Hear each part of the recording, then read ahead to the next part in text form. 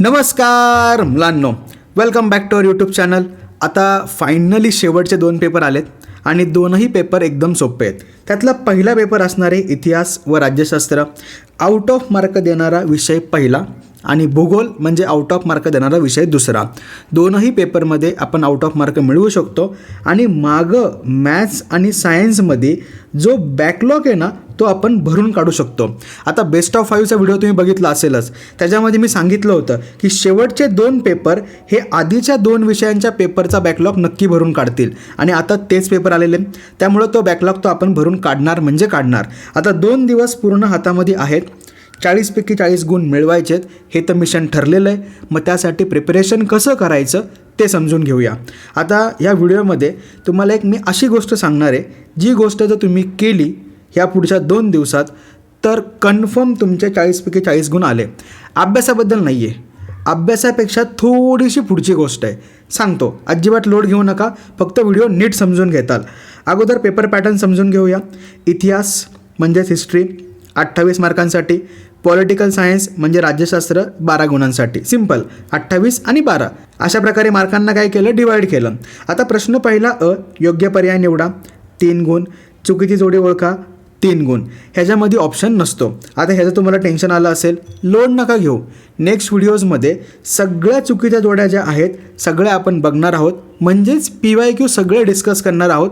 Important क्वेश्चनसुद्धा बघणार आहोत, त्यामुळे त्याचं अजिबात टेन्शन घेऊ नका. नंतर पुढं कृती पूर्ण करा. 3 पैकी 2 लिहायच्या असतात.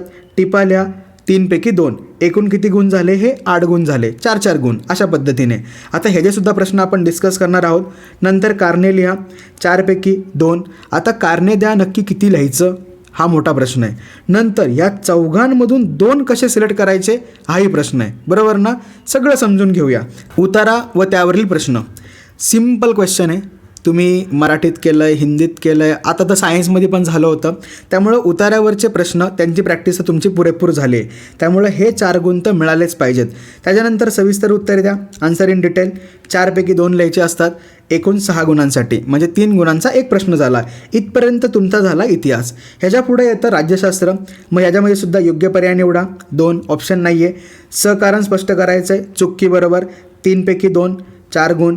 नंतर संकल्पना कृती 2 पैकी 1 2 पैकी 1 थोडक्यात उत्तर द्या 2 पैकी 1 एकच लिहायचं आहे आणि मार्क प्रत्येकी 2-2 म्हणजे 6 झाले. आता पेपर पॅटर्न तर समजला. पेपर पॅटर्नवरनं एवढं कन्फर्म होतं आहे की आपल्याला क्वेश्चनच्या नुसार प्रिपरेशन करावं लागेल. म्हणजेच काय, सगळ्या चुकी जोड्या झाल्या तर हे 3 गुण फिक्स झाले. सगळ्या कृती पूर्ण केलं तर 4 गुण फिक्स झाले. सगळ्या टिपा पाहिल्या 4 गुण. सगळी कारणं पाहिली 4 गुण. सगळी सविस्तर उत्तरं पाहिली 6 गुण. म्हणजे प्रत्येक प्रश्नानुसार प्रिपरेशन करायचं आहे. ही तर आयडिया आली. मग आता पुढं आपण तेच समजून घेऊया. बघा, आउट ऑफ मार्क पाडायचे आहेत ना, तर त्यासाठी क्वेश्चन टाईपनुसार प्रिपरेशन करायचं म्हणजे आपले मार्क आपल्याला कन्फर्म करता येतील. मग सगळ्यात महत्त्वाची, प्रत्येक प्रश्नाचा प्रकार हा पक्का झाला पाहिजे. प्रत्येक प्रश्नाचा प्रकार पक्का झाला म्हणजे प्रत्येक मार्क आपण सिक्युअर करत गेलो.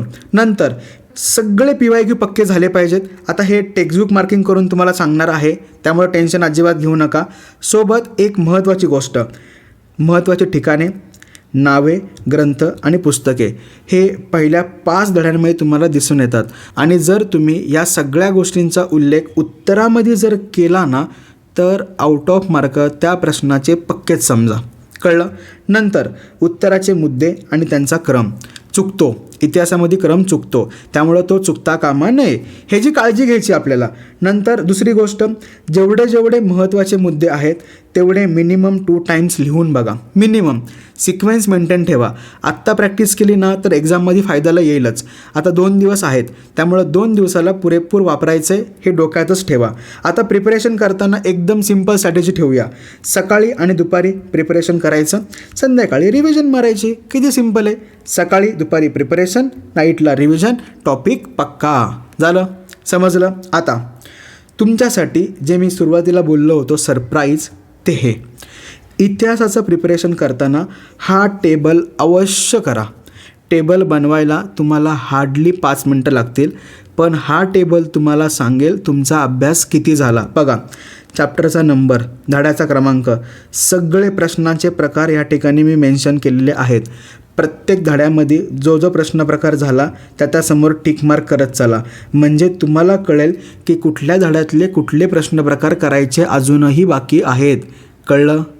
समजलं? आधी तुम्ही प्रिपेअर केलेलंच आहे, ते डोक्यात तर ऑलरेडी आहे, पण मागच्या पेपरमुळं जरा गॅप पडला आहे, त्यामुळे विसरले तर 100% असणार आहात. माझा ते रिवाईज करून ते परत पक्के करायचे आहेत. पण काही टॉपिक असे असणार आहेत जे अजून पण डोक्यात फिट्ट आहेत, मग ते रिवाईज करायचे आहेत फक्त. त्यांना प्रिपेअर करायची गरज आहे का? नाही. मग या ठिकाणी मार्क करून ठेवा. किती सिम्पल झालं. समजलं? सेम गोष्ट राज्यशास्त्र, इझी. पॉलिटिकल सायन्स प्रश्न प्रकार लिहिले. आता किती सिम्पल झालं बघा. हे जर 2 टेबल तुम्ही केले व्यवस्थित, आता आज पेपरवरनं आला आहे, करून ठेवा. नाईटला प्रिपरेशनला जेव्हा घेताल ना, तेव्हा तुम्हाला सगळ्या गोष्टी आपोआप समजून येतील. आपला अभ्यास किती झाला आहे, किती करायचा बाकी आहे, कसा करायचा आहे, सगळं काही तुमचं तुम्हालाच समजून येईल. मी तर आहेच, मी तर तुम्हाला सगळ्या गोष्टी देणारच आहे, पण ह्या गोष्टी तुम्ही करून ठेवा. कळलं नक्की? समजलं? चला, आता महत्त्वाचा प्रश्न असतो बऱ्याच मुलांच्या मनामध्ये की आम्ही पाठ करतो आहे, प्रत्येक स्टडी मटेरियलमधून आम्ही उत्तरं घेतो, लिहितोसुद्धा, पण उत्तर किती लिहावं हे समजून नाही आहेत. आता बघा, 2 गुणांचा प्रश्न असेल तर 4 मुद्दे आवश्यक आहेत, म्हणजे टिपा आणि कारणे. आता सविस्तर उत्तर हे कमीत कमी 8 मुद्दे तर ठेवाच. 6 मुद्दे नका ठेवू. 8 मुद्दे जर ठेवले तर आउट ऑफ मार्क कन्फर्म झाले. नंतर काही चॅप्टर खूप इझी आहेत, 5, 6, 7, 8 खूप म्हणजे खूप इझी आहेत. ह्यांचं प्रिपरेशन तर मला असं वाटतं तुम्ही आजच पूर्ण करताल. पण काही चॅप्टर जे आहेत ते खूप महत्त्वाचे आहेत, पहिले 4 आणि हा 9वा. त्यामुळं आता वेळ आहे ना, तर हे वाचा. हे वाचल्याने काय होईल माहिती आहे का? हे जे वरचे प्रश्न होते ना, हे बघा, हे योग्य पर्याय निवडा, चुकी जोडे ओळखा, कृती पूर्ण करा, ह्यांचे जे मार्क आहेत ना 10, हे कन्फर्म होऊन जातील. कळलं? त्यामुळं ते धडे नीट वाचून ठेवताल म्हणजे सगळं काही समजून येईल. समजला प्लॅन? नक्की कळलं? आता पुढच्या व्हिडिओजमध्ये मी काय काय सांगणार आहे ते पण समजून घेऊया. सगळे इम्पॉर्टंट क्वेश्चन्स टेक्स्टबुकमधले, सोबत PYQ 2019 2025पर्यंत. जुलै मध्ये बोर्ड ऑगस्टमध्ये पण एक्झाम घेत होतं, कधी डिसेंबरमध्ये पण बोर्डने एक्झाम घेतल्यात. सगळे PYQ तुम्हाला सांगणार आहे, कारण 40 पैकी 40 आलेच पाहिजेत. सोबत जो क्वेश्चन टाईप असणार आहे, जसं की चुकीची जोडी, त्याच्यावरती पण व्हिडिओ येईल. कारणे लिहा, व्हिडिओ येईल. सविस्तर उत्तरे, व्हिडिओ येईल. आता हे इतिहासाचं झालं. सेम फंडा राज्यशास्त्रालासुद्धा, चूक की बरोबर, सहकारण, व्हिडिओ येईल. कृती पूर्ण करा, व्हिडिओ येईल. थोडक्यात उत्तरे, व्हिडिओ येईल. कळलं? त्यामुळे त्याचं अजिबात टेन्शन घेऊ नका. समजलं? नक्की. आता राज्यशास्त्र करताना सगळ्यात महत्त्वाची गोष्ट, सरळ प्रिपरेशन करू नका. म्हणजे 1, 2, 3, 4, 5 असं नका करू. उलटं प्रिपरेशन करा. 5, 4, 3, 2, 1 म्हणजे ते पक्कं होऊन जाईल. समजलं? नक्की. आता प्रिपरेशन प्लॅन तुम्हाला सांगितला, कुठल्या कुठल्या गोष्टी करायच्या ते सांगितलं, या ठिकाणी इतिहास सांगितलं, आत्ता राज्यशास्त्र बोललो, सगळं तुम्हाला दिलेलं आहे. व्यवस्थित करा आणि हे गोल डोक्यात ठेवा. आणि अजून एक गोष्ट ना, मागचे काही दिवस मी ऑब्झर्व करतो आहे, तुम्ही लाईक खूप कमी करता. करा ना लाईक? करताल? नक्की.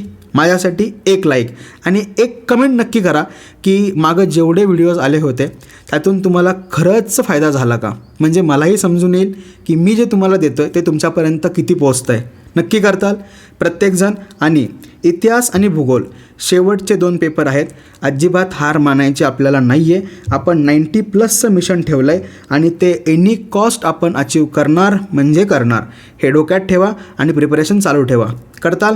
नक्की. चलो, पण सांगितलेली गोष्ट करा नक्की. चला, व्यवस्थित प्रिपेअर करा. Bye bye, all the best.